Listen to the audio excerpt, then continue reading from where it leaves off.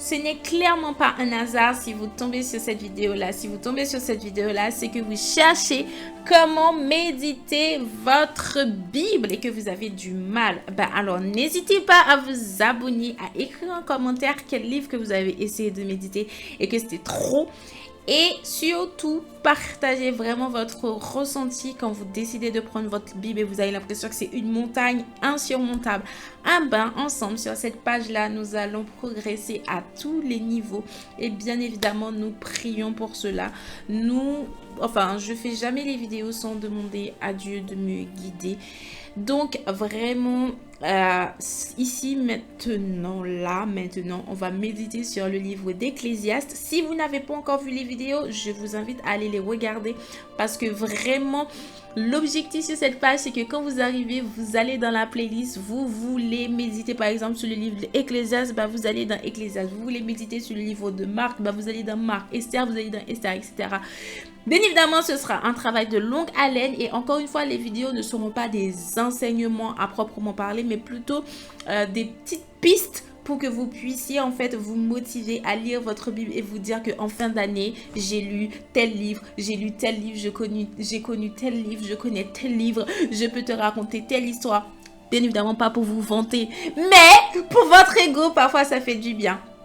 Et c'est surtout en fait quand les pasteurs dans votre église va parler d'un livre, vous l'aurez lu et vous allez dire « Ah, il m'apporte une compréhension que je n'avais pas compris, etc., etc., etc. » Donc en fait, ce ne sont pas vraiment des enseignements, mais plutôt en fait des petites pistes pour que vous puissiez méditer. Parce que là, juste la vidéo n'est pas suffisante pour que vous puissiez. Parce que si juste la vidéo devait suffire, ce serait au moins 3 heures de vidéo. Non, au contraire, justement, je m'efforce. J'essaye de rester pour faire 20 minutes. Là, je ne sais pas si je vais faire 20 minutes, mais l'objectif, c'est vraiment de vous accompagner, de vous aider à aller lire votre Bible pour que Dieu puisse se révéler à vous, pour que vous puissiez en fait passer du temps en sa présence, pour que vous puissiez constamment en connexion avec lui, pour que vous puissiez justement demeurer en lui, parce que lui, il demeure en vous, mais vous devez demeurer en lui pour que vous puissiez comprendre quelle est sa volonté dans votre vie. Donc, bien évidemment, la volonté de Dieu, c'est qu'on puisse tous aller au royaume des cieux, etc. Il nous donne le temps, bref. Mais quelle est votre mission sur terre? Donc, au fur et à mesure, on va méditer ensemble. Là, on va aller sur Ecclésiaste 4. Et il y a 12 chapitres dans le livre d'Ecclésiaste. Donc, n'hésitez pas à vous abonner pour avoir les autres chapitres, pardon. Et surtout, donnez-moi votre point de vue. Je sais, la qualité de la vidéo est médiocre, mais au fur et à mesure que Dieu pourvoira, je sais que vous allez voir la différence dans la qualité de la vidéo. Mais on n'arrête pas de travailler pour Dieu juste à cause de la qualité et que même si l'environnement n'est pas propice, parce que ce qui était important et essentiel, c'est la vérité. Donc, allons lire cette vérité que Dieu a laissée pour nous. Alors, le monde est rempli d'injustice. Encore une fois, n'oubliez pas que c'est Salomon qui parle là, ok? Qui est rempli de sagesse et c'est le fils de David. Le monde est rempli d'injustice et de situations stupides. J'ai constaté aussi toutes les injustices qu'il y a sous le soleil. Partout, on voit des gens maltraités. Ils pleurent et personne ne leur encourage. La force est du côté de ceux qui les écrasent et personne ne leur encourage. À mon avis, ceux qui sont morts sont plus heureux que les vivants. Mais celui qui n'est pas encore mort, celui qui n'est pas encore né est beaucoup plus heureux que les morts et les vivants. Logique, puisqu'il ne connaît pas, donc il va dire pourquoi. Et en effet, il n'a pas vu les injustices qu'il y a sous le soleil. J'ai vu également ceci. Les gens se fatiguent et veulent réussir dans leur activité uniquement pour dépasser les autres. Cela non plus ne sert à rien. Autant courir après le vent. En fait, le truc, c'est que ça ne sert à rien de se comparer. Parce que plus vous allez vous comparer avec les autres, c'est ça qui va créer la frustration. C'est le fait de voir que les autres sont en train de réussir et que vous êtes toujours à votre niveau, que vous dites, mais je ne comprends pas et tout. Je fais tout ce qui est nécessaire pour réussir, je vois pas, je comprends pas et tout. Vous avez l'impression de ne pas progresser. Vous avez un témoignage vivant devant vous. Actuellement, je suis sans emploi et j'ai fait 5 ans d'études. J'ai travaillé 3 ans. Et là, du coup, franchement, ce temps, j'aurais pu me lamenter sur moi-même en disant je comprends pas, nanana. Eh bien, dites-vous, en fait, j'ai pris ça. Ok, bah Dieu veut que je passe plus de temps à sa présence. Eh bien, ok, parfait, je vais pouvoir en fait faire plus de vidéos. Est-ce que je vais commencer à dire, ah ben ouais, telle personne a déjà tel truc à dire. En fait, c'est une prophétie dont le temps est déjà fixé. Si elle tarde, attends-la, quand elle s'accomplira certainement. Parce qu'en fait, le Seigneur n'oublie pas ses enfants. Peut-être justement. Peut-être c'est la conséquence d'un des péchés. Peut-être au contraire que Dieu m'a retiré là parce que c'était parce qu'il a prévu autre chose et que je ne sais pas encore. Peut-être. Dans tous les cas, vous allez voir ces témoignages dans les vidéos. Je ne le sais pas encore, donc je ne peux rien vous dire. Je pense que moi-même, je ne sais pas. Donc, peut-être ai-je trop parlé, j'en sais rien. Donc, tout ça, je ne sais pas. Je ne sais pas du tout. Mais tout ce que je sais, c'est que je suis en paix et que je ne m'inquiète pas et que je vais pas dire ouais, non, en fait, vous devez vouloir réussir, non pas parce que vous voulez dépasser les autres, mais vous devez vouloir réussir parce que vous voulez faire mieux que vous-même. Vous devez en fait glorifier Dieu dans tout ce que vous faites parce que vous ne pouvez pas demander à Dieu, je veux telle chose parce que lui, il a je vais avoir plus que Dieu va pas vous donner parce qu'en fait, les désirs, ce qui vous motive ne sont pas les bons désirs en fait. Donc du coup, vous devez avoir de bons désirs pour que vous puissiez voir accomplir la grâce de Dieu dans votre vie. Pour que Dieu puisse en fait se glorifier à travers vous. Vous ne devez pas faire les choses pour glorifier Dieu, mais pour vous glorifier, mais pour glorifier Dieu. Par exemple, là, je fais les vidéos et on est 200 sur la chaîne. Est-ce que je suis en train de dire, ah ouais, je vais avoir 10 000, 20 000, 30 000, 100 000 abonnés. Comme ça, comme ça, je vais être connue et tout. Ah, au contraire. Il y a des gens, par exemple, qui prient pour avoir beaucoup d'abonnés. Au contraire, je dis, Seigneur, je sais que tu prends tout ton temps pour que je puisse avoir des abonnés parce que je ne suis pas encore prête d'avoir énormément d'abonnés parce que, en fait, je dis, je ne veux pas trop être connue, je veux vivre ma vie paisible et tout. Mais en fait, au contraire, du coup, ça contredit, en fait, tous les gens parce que je me dis, une fois que tu as plein d'abonnés, là, imagine, j'ai 1 million d'abonnés. En fait, c'est un poids, en fait, qu'on vous rendez pas compte. Moi, j'ai peur. Les gens, ils ont peur de l'échec. Moi, j'ai peur de la réussite. Je rigole, mais c'est pas bien. À cause du coup, c'est peut-être moi qui bloque ma propre bénédiction. Tout simplement parce que j'ai peur de trop réussir dans le sens où que je sois trop mise en avant et que après je sais pas quoi faire, etc. Donc peut-être que Dieu le voit et que du coup il me prépare à ça tout simplement. Donc du coup peut-être que je dois arrêter d'avoir peur de trop réussir et au contraire de demander à Dieu le caractère pour la réussite qu'il a prévue pour moi. Donc vous voyez, en fait ça montre déjà que je m'en fous des autres en fait, je suis dans mon propre cheminement parce que tout simplement Dieu a des plans pour chacun d'entre nous et ce sont des projets de paix et non de malheur. Donc arrêtez de vous comparer. Vous voyez par exemple là je me suis arrêtée sur juste ce passage. Pourquoi je me suis arrêtée sur ça? Parce que je sais qu'on est plein à se comparer et on devient frustré parce que les autres, ils ont ceci, ils ont cela et tout. Et en fait, on oublie ce pourquoi on est venu sur Terre et on oublie en fait que Dieu a une mission pour nous et on n'exécute pas du tout la mission et on ne glorifie pas Dieu dans nos pensées en fait. Donc, ne savez-vous pas que votre corps, c'est le temple du Saint-Esprit? Vous avez été racheté à un grand prix. Donc, glorifiez Dieu dans votre pensée, dans votre corps. On continue la lecture, j'espère que je vous ai pas perdu. C'est vrai, le sot qui ne fait rien se laisse mourir de faim, mais un peu de repos au creux d'une main vaut mieux que 2 mains pleines de travail. Un travail qui est course après le vent. D'un travail qui est course après le vent. J'ai vu encore une situation stupide sous le soleil. Il s'agit d'un homme complètement seul. Donc là, on va parler de la solitude. Il n'a pas de fils et pas de frères. Il n'arrête pas de travailler. Il a toujours envie de plus de richesse. Pourtant, il se demande, je travaille pour qui? Je me prive de bonheur pour qui? Cela non plus n'a pas de sens. C'est une mauvaise façon de passer le temps. 2 hommes associés valent mieux qu'un seul. À 2, ils obtiennent un meilleur résultat pour leur travail. Si l'un des 2 tombe, l'autre se relève. Au contraire, celui qui est seul est bien malheureux. S'il tombe, il n'y a personne pour le relever. De même, je vais revenir, hein, là j'essaye de finir, mais ou bien peut-être je m'arrête, je sais pas encore. Mais de même, quand on peut dormir à 2, on a chaud. Mais celui qui est seul n'arrive pas à se réchauffer. Bon, vas-y. Sinon, ça va être trop long. Je reviens là, vous voyez. Là, il parle des personnes qui sont célibataires. En fait, le truc, c'est que quand vous êtes célibataire, vous travaillez, vous coffrez. Vous coffrez tout votre argent pour qui? Ok? Vous travaillez dur pour qui? Si c'est pas pour vous faire plaisir, dites-moi pour qui vous êtes en train de coffrer tout l'argent que vous coffrez là. Je vous dis pas qu'il ne faut pas penser au futur parce que sinon ce serait bizarre. Mais c'est juste en fait, d'ailleurs, sur cette page, on va aussi parler d'éducation financière parce que j'aime trop ça. Mais là, on est sur la méditation ecclésiastique. Donc n'hésitez pas à vous abonner pour l'éducation financière. Mais en fait, ce n'est pas qu'il ne faut pas dépenser en fait votre argent. Enfin, qu'il ne faut pas économiser, c'est juste qu'il faut que vous dépensiez de façon intelligente. C'est-à-dire que si vous gagnez par exemple 1000 euros, vous n'allez pas économiser 1000 euros. Tout simplement parce que vous avez un loyer à payer, vous avez etc.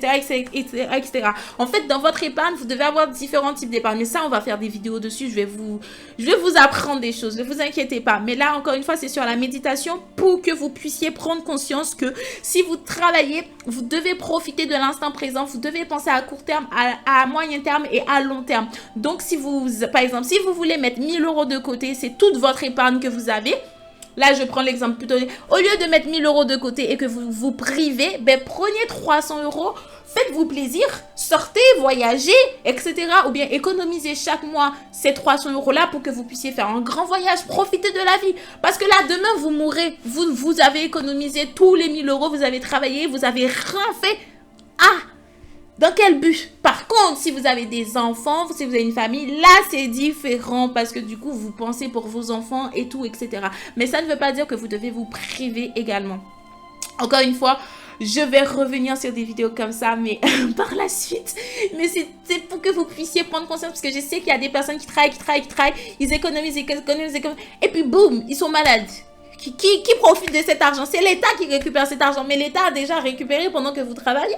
Donc, profitez, mais économisez. Je ne sais pas si vous voyez la différence. C'est vraiment... Ne dites pas, ne me faites pas dire ce que je n'ai pas dit. Hein. Donc, voilà.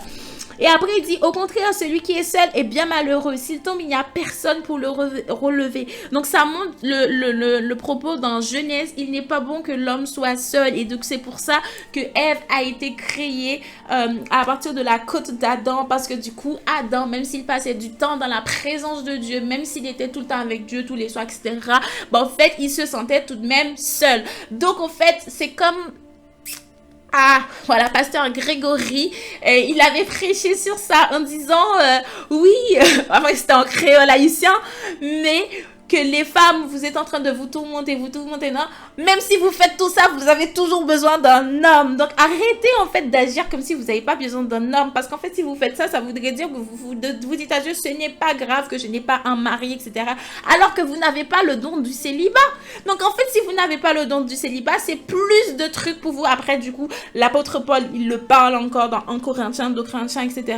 C'est plus de péché pour vous, parce que vous allez convoitiser dans votre cœur alors que vous voulez un mari. Donc n'ayez pas peur de demander à Dieu un mari, sauf si vous avez reçu le don du célibat et que ça ne vous fait rien. Effectivement, restez dans votre célibat. Mais en fait, ne convoitez pas dans votre cœur alors que vous dites, ouais, non, c'est bon, gna gna gna gna. Enfin, bref. Donc, il n'est pas beau que l'homme soit seul. Mais ça ne veut pas dire non plus que vous devez aller vous mettre avec quelqu'un qui n'est pas prévu pour vous. C'est-à-dire, vous ne devez pas, en fait, forcer les relations. Au contraire, laissez Dieu. Déjà, femme, c'est pas à vous de pourchasser l'homme, en fait, d'accord? Parce que, regardez, j'ai dit quoi? Adam, il a quoi? Il se sentait seul. Et Dieu a fait quoi? Dieu a créé Ève en prenant la côte d'Adam. Ok?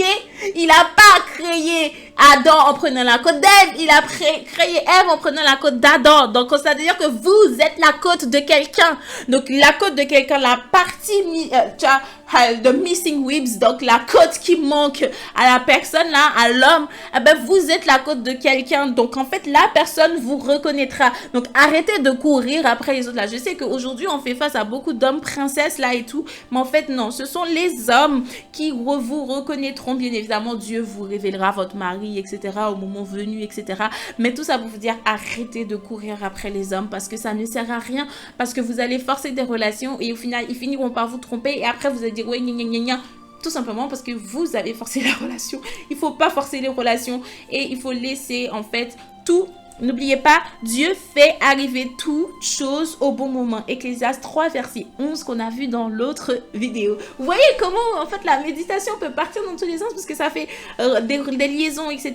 Et n'oubliez pas, je mettrai en fait dans la description le livre Ecclésiaste 4 qui aura les références. Comme ça, vous pourrez aller le lire avec les références et tout. Après, en fait, il est écrit... C'est quoi? On peut attaquer facilement celui qui est seul, mais 2 personnes peuvent résister. Une corde tressée de plusieurs fils ne se casse pas facilement. Et en fait, il faut se rappeler que quand vous êtes en couple, en fait, Satan n'aime pas que Dieu lit. Parce que du coup, il va beaucoup vous attaquer, etc. Donc, c'est pour ça qu'il dit 2 personnes peuvent résister, mais celui qui est seul aura... Enfin, on peut encore partir pendant longtemps sur ce passage-là, mais une corde tressée de plusieurs fils ne se casse pas. Et en fait, ce qu'il faut prendre conscience, il a dit une corde tressée. Il a dit une corde tressée. Une corde tressée. Je sais pas si... je vais répéter. Parce que vous êtes 2. Mais 2, ça fait une vanille. Ça fait pas une tresse. Ça fait pas une natte. On est d'accord, ça fait genre comme ça. Alors que là, il a parlé de tresse. Donc, normalement, chez nous, quand on parle de tresse, c'est genre, il faut 3 brins pour faire une tresse, une natte. Donc, ça veut dire que vous êtes vous, vous avez votre partenaire, et puis il y a Dieu. Donc, du coup, c'est ça qui fait qu'une corde tressée de plusieurs fils ne se casse pas. Donc, vous n'êtes pas que... Même si là, il fait référence à 2, en réalité, il y a la 3e branche pour faire la tresse, qui est Dieu. Donc, vous devez avoir Dieu au sein de votre couple pour que vous puissiez prier dans les moments de tribulation, dans les moments d'épreuve, pour que vous ne puissiez pas vous séparer. Parce que à la première épreuve, il faut pas... Là, tout de suite... Je dis ça, mais je suis comme ça. Moi, j'aime pas me disputer. Si tu me prends la tête, vas-y, je te retiens pas. J'avoue, je suis comme ça, mais je dois prier contre ça. Mais c'est juste pour vous dire que vraiment vous devez mettre Dieu au sein de votre relation, parce que ce que Dieu a uni, Satan n'aime pas. Mais en fait, ce que Dieu a uni, personne ne peut désunir. Donc vous devez prier, prier, prier, prier, prier et prier. Un jeune homme pauvre mais intelligent vaut mieux qu'un roi stupide qui ne sait pas demander conseil. Par exemple, moi, ce passage-là m'a interpellée parce qu'il a dit un jeune homme pauvre mais intelligent. Donc moi, je considère qu'il ne se considère pas intelligent ni justement... Il est stupide parce qu'il a dit vaut mieux qu'un vieux roi. Donc déjà, vieux roi, stupide qui ne sait pas demander conseil. Donc au final, est-ce qu'on peut pas le considérer comme stupide? Parce que il aurait pu en fait se repentir. Il aurait pu demander conseil comment justement pouvoir se repentir. Comment par exemple prier pour demander, pour que Dieu envoie un ange pour qu'il puisse se repentir comme David s'est repenti. Enfin, comme David a demandé grâce auprès de Dieu. Mais en fait, là, il a juste dit quoi? Tout est vanité, vanité, vanité, tout est vanité. Donc, en fait, au final, sans Dieu, tout est vanité. Donc, on voit qu'on n'arrête pas de dire la même chose, etc. Donc, au final, il a toute sa richesse, toute sa sagesse. Au final, en fait, il est stupide. Parce que même s'il dit vaut mieux qu'un pauvre roi, en fait, pour moi, il parle de lui-même. Hein, même s'il a dit vaut mieux qu'un... Pour moi, il parle de lui-même. Après, vous me direz ce que vous pensez en commentaire. Mais c'est juste, en fait, arrêtez d'avoir trop d'ego. Mettez parfois votre ego de côté et allez demander conseil aux sages. Même si lui, il est sage. Il a été le plus sage de son époque, etc. Mais au final, sa sagesse avait des limites parce qu'il n'a pas pu retourner à Dieu comme il fallait. Parce que Salomon était... La sagesse, avec la sagesse, tu peux acquérir le monde. Regardez tout ce qu'il avait. Malgré ça, il est connu, très bien vu, etc. Mais je pense que en fait, ce qu'il était destiné était encore plus grand que ce que David a fait, etc. Et pourtant, il n'a pas bien, pour moi, il n'a pas réalisé en entier. J'ai pas encore été chercher, mais pour moi, il n'a pas réalisé sa mission complète de Dieu. Vous me direz ce que vous en pensez en commentaire. C'est vrai, même si le jeune homme est sorti de prison pour devenir roi, même s'il a commencé pour mendier dans son royaume, j'ai constaté ceci. Sous le soleil, tout le monde se met du côté du jeune homme qui va prendre le pouvoir à la place de l'ancien roi. Il devient le chef d'un peuple très nombreux. Pourtant, ceux qui deviendront ensuite ne se réjouiront plus à cause de lui. Cela non plus n'a pas de sens. Autant courir après le vent. Donc, je pense qu'il constate que, vu qu'il ne sera plus roi, donc c'est son fils qui va le succéder, du coup, il n'est plus regardé comme avant, prestige, prestigieux puisque il va mourir, donc forcément on fait place à la jeunesse. Et en fait, aujourd'hui, ça, on peut le constater dans le monde du travail. Il y a des personnes qui refusent de former les jeunes tout simplement parce qu'ils ont peur d'être remplacés. Et au final, en fait, il faut succéder.